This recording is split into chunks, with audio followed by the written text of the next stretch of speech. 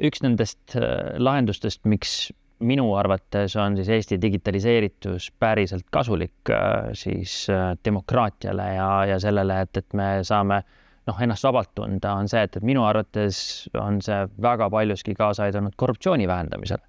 Et miks on puhtalt selle tõttu, et meie oleme üles kasvanud sellisel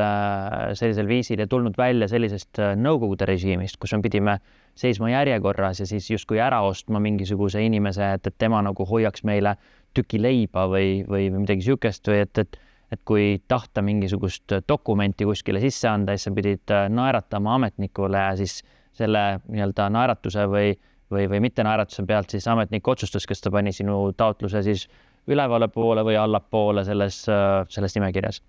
Et see, et me oleme ühiskonnana läinud üle väga konkreetselt digitaliseeritud lahendustele, on vähendanud seda vajadust kas siis lipitseda või siis reaalselt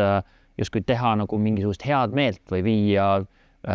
mingisugune pudel või midagi sihukest sellele ametnikule, et ta ikkagi paneks sinu avalduse kuskile sinna nii-öelda ülesse poole.